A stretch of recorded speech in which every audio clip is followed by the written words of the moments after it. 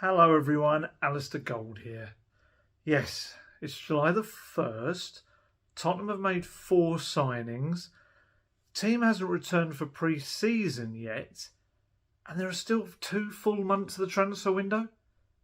I don't know what's happening here. This isn't the Tottenham Hotspur we know. Something strange is happening. I think it might be to do with Antonio Conte and Fabio Paratici.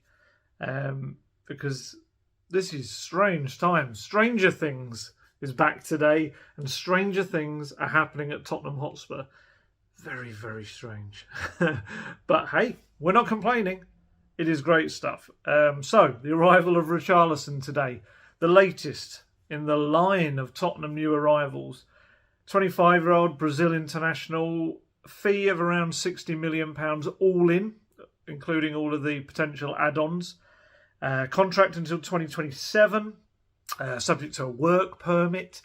Shouldn't really be an issue, let's be honest. He's been a regular performer in the Premier League and also regular international for Brazil. It's crazy what's happening right now. So, medical had to be done in Brazil. He's away there on holiday after his international duty. Which is why you're not getting or haven't had an interview yet on the club website with him. I think all we've had so far in terms of words from him have been a little farewell to the Everton fans, which was very heartfelt, and a reply to Emerson Royal, who had a little chat with him about being excited about playing with him next season. And yes, of course, that brought the various replies on Twitter from those who don't expect to see Emerson Royal at Spurs next season. But we'll get on to that a little bit later. Where do we start?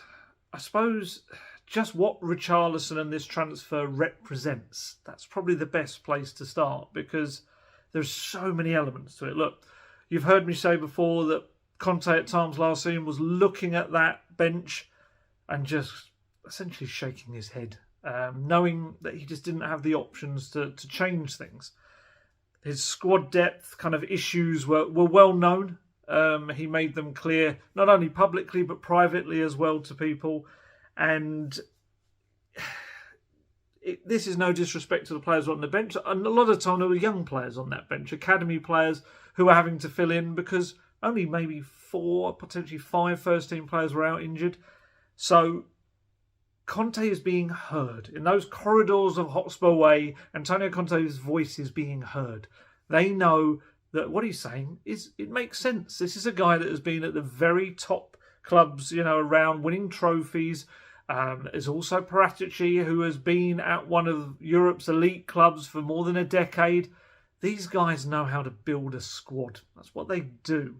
And that's what you're now seeing as well. Don't forget Conte also built squads for Conte, or a squad, and obviously over a couple of years continued to form it, and they were title-winning squads, Serie A title-winning squads. So these aren't amateurs coming in to have a go. These are guys that know what they're doing. And I guess if you're Tottenham Hotspur and your success has been very limited, let's be honest, in recent decades, you listen.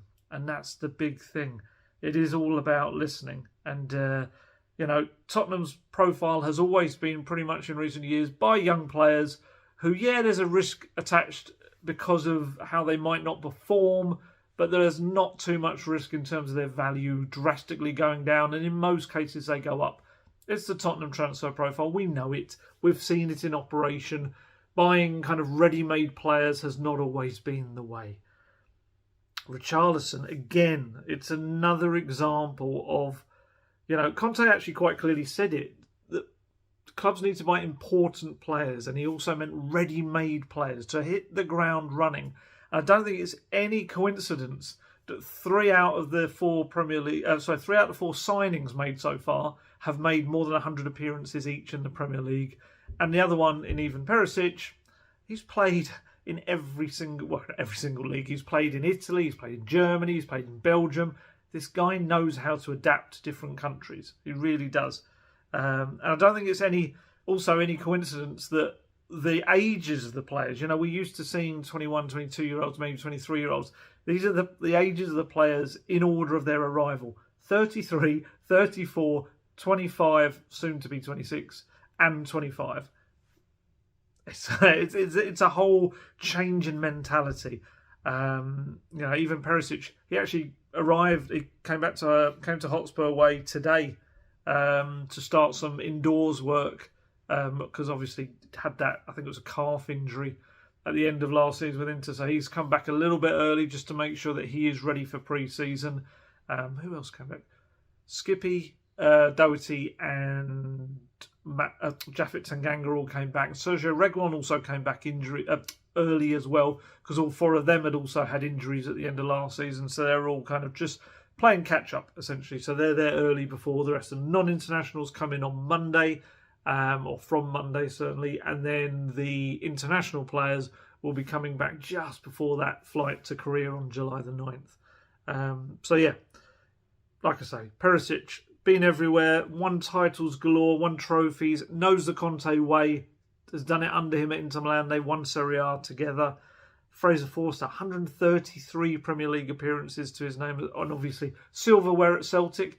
I know some people will obviously do down the fact that it's in Scotland, but it's still winning. It's still having the mentality to see out seasons and winning things. It's still in there. Yves Bissouma, so he's 26 next month.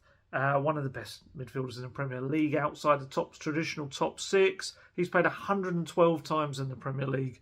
Richarlison 173 times now in the Premier League as well. So these are tried and tested Premier League players, because the key for Conte, he doesn't want a bedding in period. He doesn't want an adaptation spell. You know, we've spoken about how many players at Tottenham in the past have we spoken about that? You know, you'll probably see the best of them maybe in their second year. That's it. Normally they say, I think Poch said this, foreign players maybe the kind of amount of time they often will give them is about 18 months to 2 years to really see the best of them. Conte hasn't got 18 months, 2 years. That's not how he works. He said, I want to win things. I want to be up there challenging. So I don't think it's any shock that all these players really should be expected to hit the ground running quite quickly. Obviously, they've got to adapt to a new club, new tactics, new philosophy, apart from Perisic. But ultimately, all of them should know the opposition they're up against and should know the way to play. And I think the other key thing that shows Conte is being listened to is Tottenham are spending money, and they're doing so quickly. Yes, the first two deals are free transfers, although I would always say with free transfers, people kind of write them off as like essentially what I suppose is clues in the name, free, but of course they're not. They're signing on fees, the wages are bigger, there's loyalty bonuses in there as well. That they're not nothing transfers. They do cost money, but obviously you can look at the latter two signings. You know, Bissouma 30 million all in with the add-ons, which yes is a great deal for him, but obviously it's not an insignificant amount of money. It's still up there with some of Spurs' purchases over the years. But then Richarlison, bang, 60 million straight in there, which, I looked at the press release put out by Lyon when Ndombele signed, and technically with the add-ons, Ndombele is a little bit more than that. So he's not going to be, Richarlison isn't the record signing, but Spurs are going out there and spending money. They are, they really are. It's exactly what Conte wanted. And the fact that he also wanted the bulk of them to be in for pre-season. All four of the players should be there to go on the pre-season tour, and possibly one or two more heading off to Korea as well. I think, having that £150 million injected in gave Spurs and Paratici that little cushion to get some of these players in, rather than have to look for players going out first. I think that's been a big thing for them, because they struggle to get players sold. I think we've seen that over the years. I think we're seeing it again at the moment as well. And that's always left us like a load of managers in the past frustrated that Spurs are waiting to the final weeks of the window because they need to make movement out of their squad and also rustle up some finances. I remember some days when Poch was very, very frustrated. But no, not now. Not now. This has been a very, very different summer. This is why, fourth player. It's just, I'm still trying to get my head around that. I'm so used to, at this point, talking about potentials. And we're not. We're talking about 4 players through the door. And like I say, 2 full months left of the transfer window. So much more can happen as well.